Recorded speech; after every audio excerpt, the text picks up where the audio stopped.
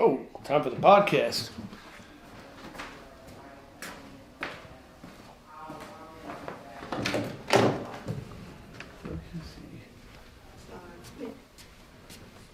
Scott, what are you doing, dude? Tired, man. It's time for the podcast, man. Oh, It's Wednesday. sorry, guys.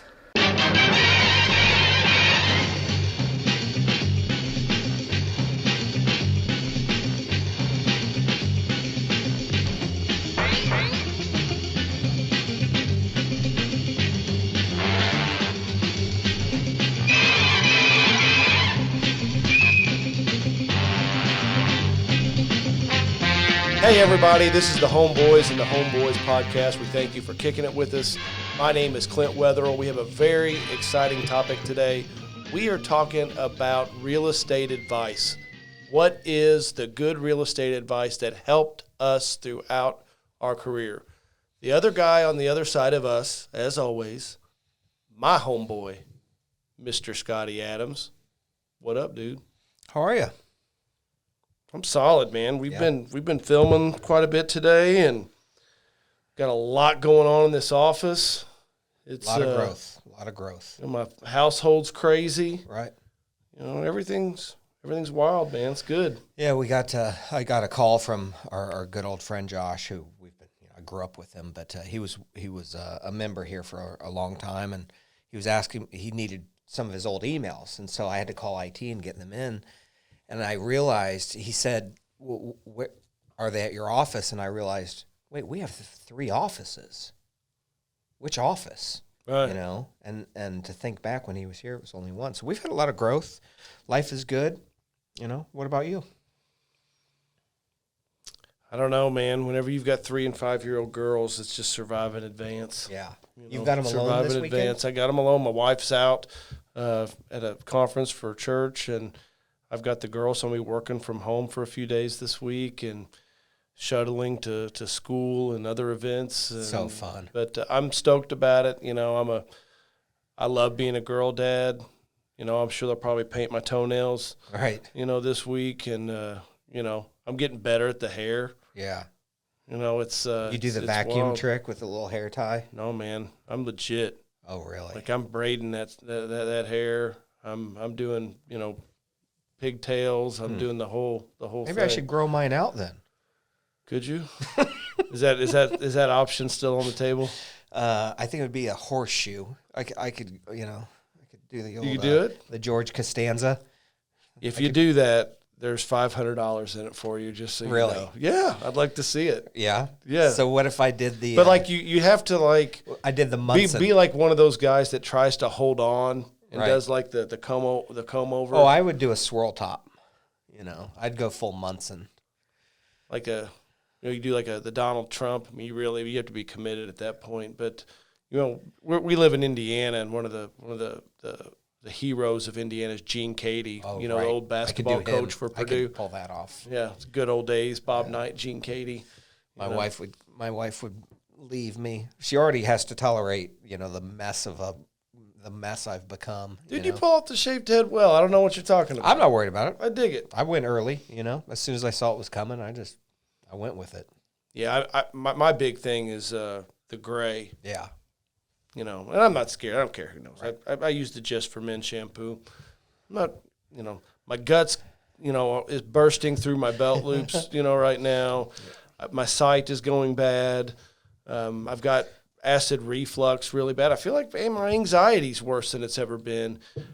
I'm not ready to let my hair color go yet. Hey, hold on to what you want to. The rest it's all going, so might as well hold on to anything. Some people that makes smoke you feel crack. I use Just for Men hair Right. coloring. It's not that big a deal. good. Everyone's got a hobby. That's old Sea Dog's secret for the week.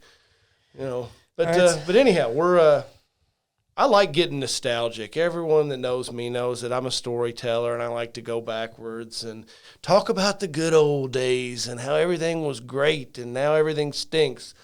So we're going to get a little nostalgic today. Yeah. We're going to go backwards in our careers. We're going to talk about advice. There's lots of I know your story. I know you've surrounded yourself with a lot of really smart people. I feel blessed that you've introduced me to some of those people. Yeah.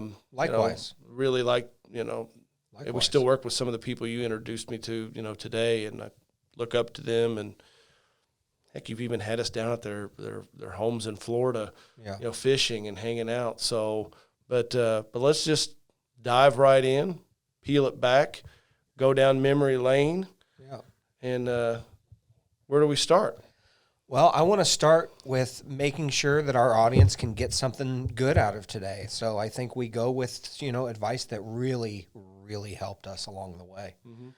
And I think this is going to sound oversimplified, but this is probably the best piece of advice. And I know you've received this same piece of advice, but I think we start with, you don't buy crap. You buy good real estate. And that's just vague, I know, but it's true. You buy good real estate. It is. We talk about the old Tommy Boy clip a lot on, we've talked about it a few times on the podcast. Mm-hmm. If you want to take a dump in a box and, market guaranteed, right. Until then, do you want to buy a quality product? Right. 'Cause at the end of the day, when you buy a turd, you're still left with a turd, no matter how many times you try to polish that baby. I know. It just doesn't work. And they're so attractive sometimes. They look so good. They look like you can make so much money, and you're like, well, I'll just own it for a short period, or this, or there's always a reason, an excuse you can make to buy it. And the answer has resoundingly been, I wish I wouldn't have done that. Yeah. Yeah, we really preach good properties in good neighborhoods, and we've seen a lot of people peddle in that C minus D, or worse, right. Level, type product, and just from a long term perspective, it just doesn't work. You talked about it before, the cycle of death. Mm-hmm. And that's buying a crap property, doing your best to put a tenant in there. That tenant, you just can't find quality tenants in certain areas. They move in, they tear the place up, then you fix it back up, you re-rent it out, and that circle of death just continues, on and on. Right. And it's what's amazing to that to me is how many people, hear us say that about the circle of death, and then they still do it. Mm-hmm. That's amazing. I know. We've seen it with a lot of our clients that are like, you don't want that. There's a reason why it's $40,000. Right. You don't want that.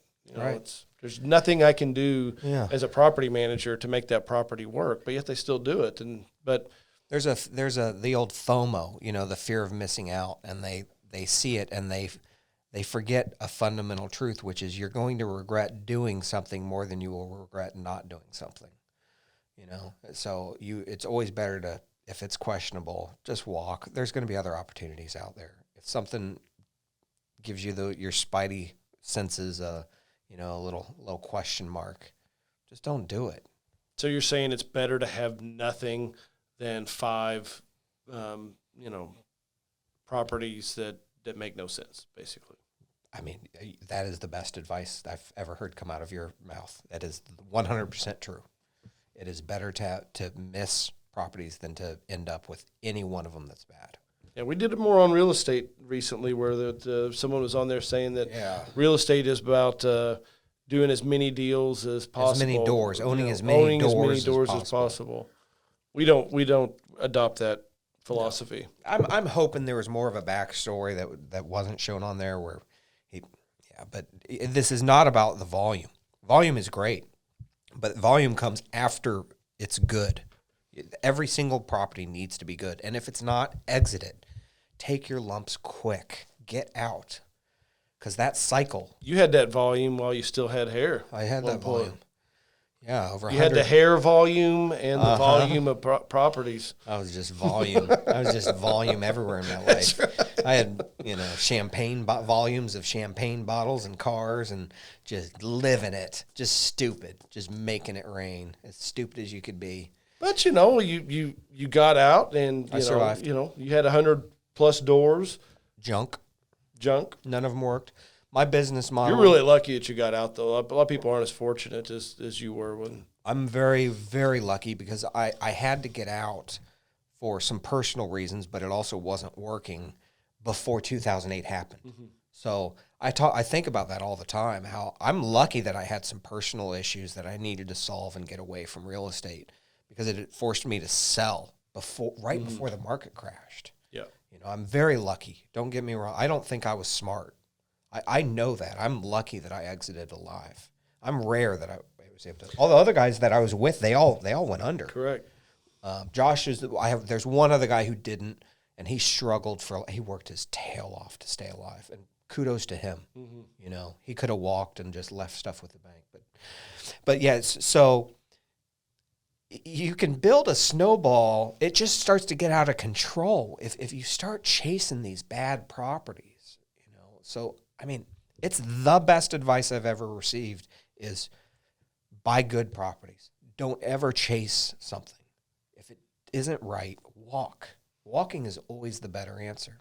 We don't pressure our clients at all, ever, even after they sign a contract. I probably shouldn't even be saying this out loud, but if they don't want to close at any point, we don't care. You don't have to. We'll give you your earnest money back, even though they've signed a contract.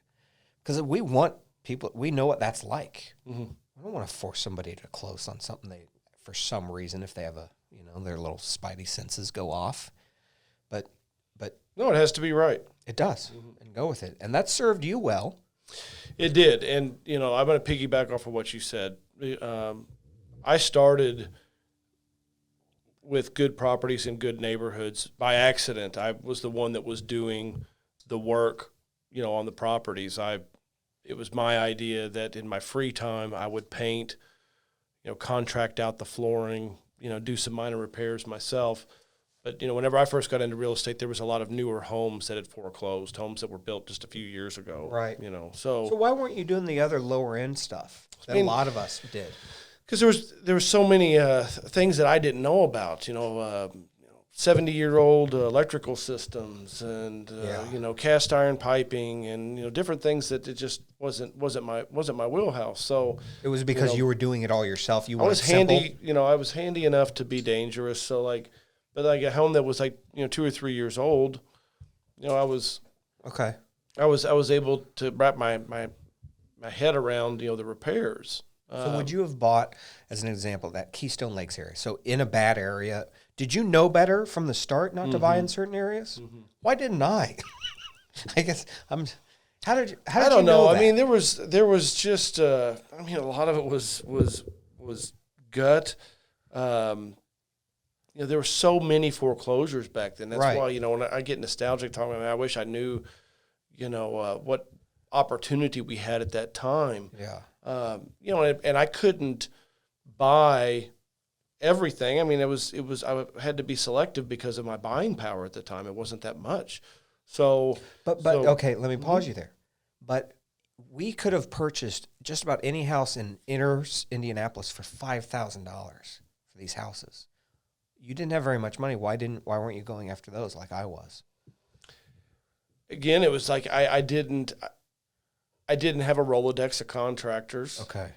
And I was doing a lot of the work myself. And you wanted to sell them. You weren't looking. I was flipping them. Yeah. I was flipping all of them. That's why. That's the bottom. I was flipping all of them. And that's a good point. I mean, there were still sales in the areas that I was in. Right. At the time, there wasn't a lot of sales in the areas where you were. The sales were wholesale sales. But I would fix them up, and a good deal back then was you were expected to make 30. A bad deal you were making 10. They were pretty safe investments, really. I mean, the houses were pretty new, and they were standard, so there wasn't a lot of difference in the neighborhood. So no, we call them Vinyl Village neighborhoods. So you knew what the value was, which was great. That was because the exact same house 4 doors down sold a few weeks prior. Correct. So you knew the exact same house. So you knew what the house was worth when Correct. you were done. So, what was the advantage to buying good properties in good neighborhoods? You saw it during the downturn because we know what happened in the Great Recession. So, I was doing them for myself, and then at that time I was doing them for other people. Our houses stopped selling. Our flips stopped selling. Right. So then I became a property manager overnight, but the thing is we're buying houses for 70 and putting 10 in it, and then we were renting them out for $1,200. the return was still pretty good. So we no house Pretty was, good. No house was selling. It was very good. You look at today, like, oh my gosh, that's why I say, we had no idea what we had. But we rode that out, and my story. I saved I kept a lot of those rentals, and then sold them. Instead of selling for $130, later I sold them for $200. Right. Your fear has served you very well. Your fear and conservative nature, because you're a saver, and you built a portfolio in some ways without meaning to. Totally by accident. Right. And then that started down a path of wealth and real estate building. Right. So I feel like your fear and conservative nature. People are always like, well, that's going to hold me back. I got to get out there and be risky, and I'm going to finance, leverage. I need 100% loan, and let me borrow hard money and do this. Well, back then I was getting 100% investment property financing. Right. And I put the rehab on a credit card. Yeah, but you're doing that for the points. You did have a little savings. I did. But so you weren't stretched to the hilt, but you were pushing it. Mm-hmm. You were pushing it. Right. And then I understand that when people get into it. If you're going to do that, don't get addicted to it. I think we believe you should save a little and go slow and get into it. But if you're going to run things to that line and work right on the edge to get into real estate, it's easy for that to become a habit and for you to continue to do that. Don't do that. Pull back. That leads me to my next point, and that would be you have to have a certain mix of all gas and all brakes. It has to be somewhere in the middle. And I had a friend that I used to be in business with, many years ago, that he was much older, and his priorities were a lot different than mine. I was go, go, go, go, go. And, he was brakes. Had I not had him, and, him and I are still good friends to this day, the Great Recession may have been different. I said may. I'm not completely certain, because if I was counting on flipping all of those properties and I was doing quadruple, the properties, or 5 times the properties, whenever they stopped selling, I don't know exactly what that would have looked like. Right. That makes sense. It could have been problematic, but because it was, we were conservative and he was a lot of brakes.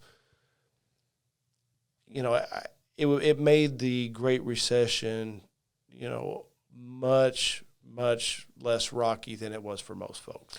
Yeah, I think you would have survived it if you had been all gas, but I think let's be honest, compared to just about anyone else in the industry, you were able to coast through the Great Recession. You just were. It's just a fact. I just stopped making a lot of money. Right. I was making great money, and then you weren't. Right. So, most people were, scrambling. You were just you went to a coast, and that's, I think, thanks to him. But I know you, and I know what you were investing in, and knowing what we know now, that would have been okay. So people at home are probably wondering, well, okay, you can't be all gas or all brakes. Where's the mix now? How do you break that down? That's a tough thing. That's a tough thing to say. You have to have a rainy day fund. You have to be conservative. You have to have something back. I've told lots of real estate professionals that are in this business right now. I've said, be stockpiling it. Be stockpiling it. Right. Because you've been saying that for a few years. It's not going to be like this. I got a good friend of mine that's new into real estate. I'm like, keep it back.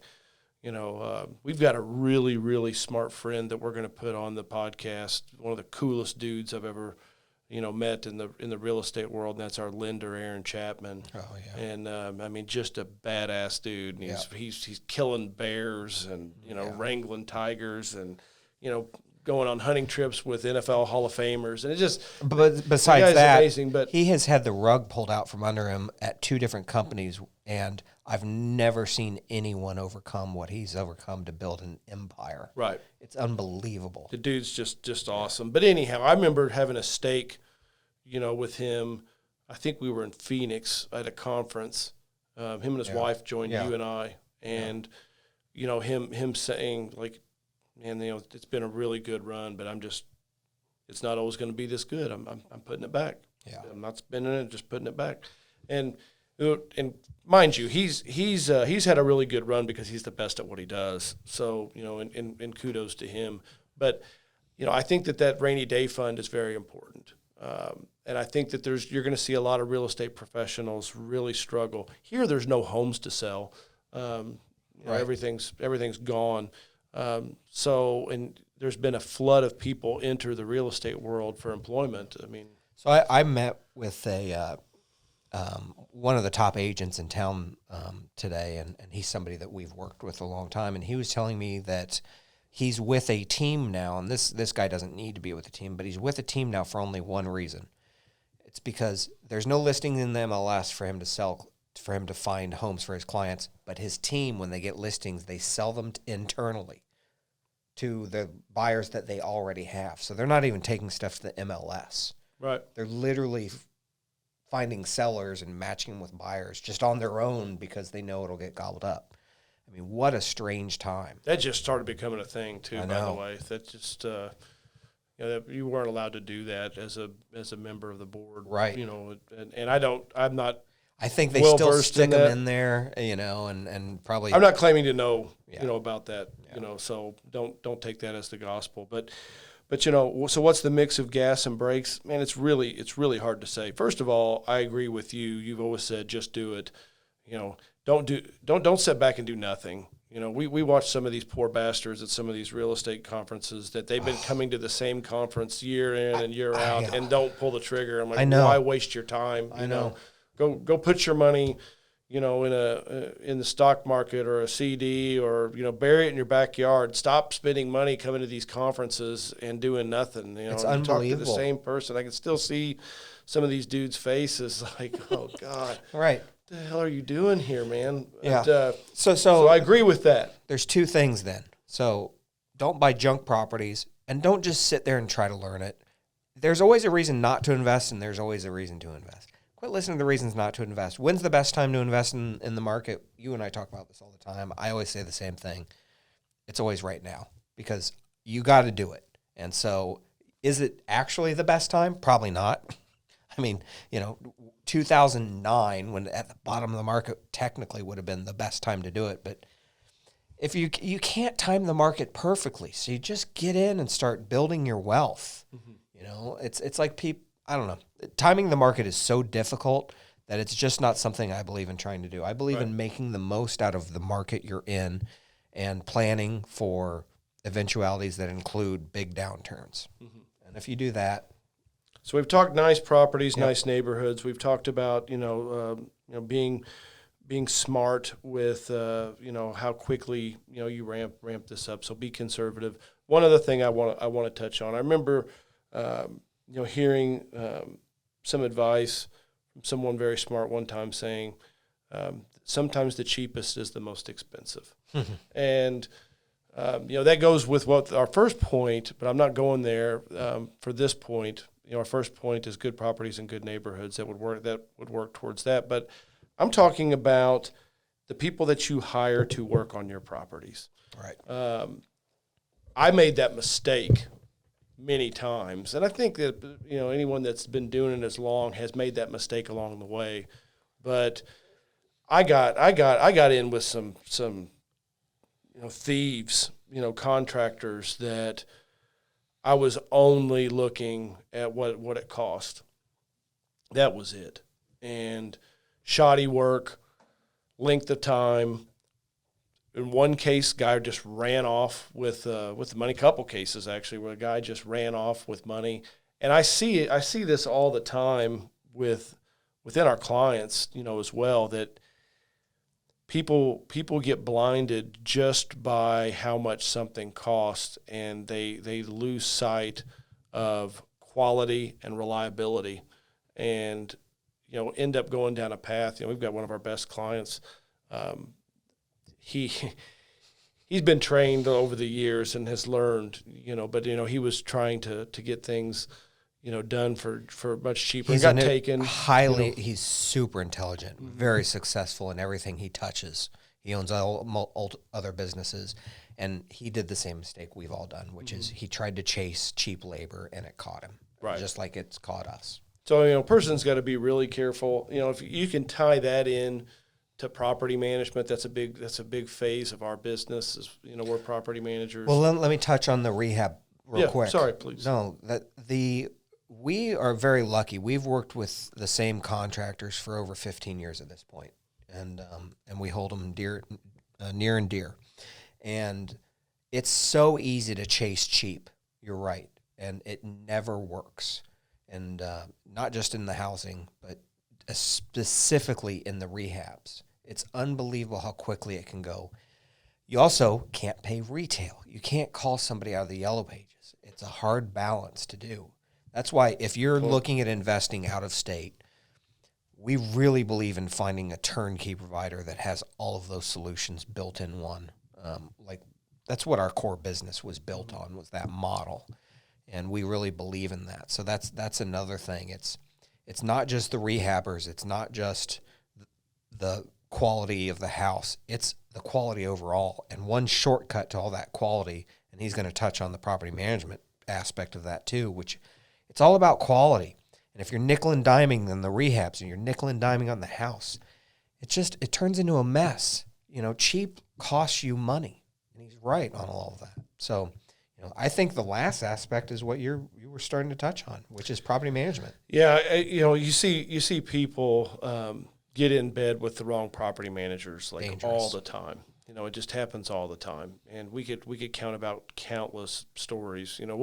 One of the biggest red flags that you can see with a property manager, if their fees are substantially cheaper than all of the other people that have been doing property management for a long time, there's a reason. Or if you negotiate with them down and they say yes, that's a scary thing. Mm-hmm. You call us and say, well, can you do that rehab for this? Can you charge this for PM? No, we're not getting rich. And I'll give one small example. There was a realtor in town here that had contacted us and said, hey, we'd like to send our clients to you for property management. Okay, great. Thank you. 2 months later, we started getting calls from people saying that they were going to this person's property management company that he had opened up. It wasn't many; it was just a few. But we found out why. I mean, the fees he was charging was bananas cheap. The only reason he sent people to us is to steal our property management agreement and our leases. Yeah, come to find out later, he literally ripped off our entire lease, all the addendums, everything, word for word, put his name at the top of it. I mean, this shyster. But anyhow, these fees were so cheap, and everyone thought, oh, man, this is going to be great. I'm going to save all this money. He went out of business and ran off with his client's rent money and damage deposit money, and then got, in all kinds of legal, troubles for it. I'm convinced he didn't actually run off with any money. I'm convinced he was charging so little that he literally ran himself down to zero. Correct. Because he was just trying to get their business from other people and didn't know what he was doing. In one case, one person I know, was $50,000 of damage deposits alone. That the guy went off with. So, if it sounds too good to be true from a cost standpoint on property management, it probably is.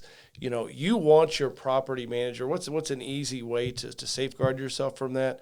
How long have you been in business? Because if you've been in business for very long, you've been in business for a reason, for a length of period of time. Because here in Indianapolis, if you're a bad property manager, your shelf life is pretty quick. You're not going to be in business. We see it. There's maybe 5 or 6 at most of us that have been around a long time. We all know each other, and then there's a revolving door. It's not funny because people get hurt a lot as they go out of business, but otherwise it would be funny to see. You wouldn't believe the volume of people that each year. There's 5 to 10 new that are all gone within 2 years. Correct. It's just a revolving door of them. And then you said it, with beating a person's, property manager down. I want to just give an example. Say, if a property management company is charging 10%. So standard market. So that's on $1,000. That's $100 a month, and the property manager has, in our case, we have a staff of 15. We have an office, we have insurance, we have, brokerage dues. There's lots of things that go in that. So what is the net amount to your property manager? It is very tiny. Be kind, be nice to your property manager. They're working for very small margins.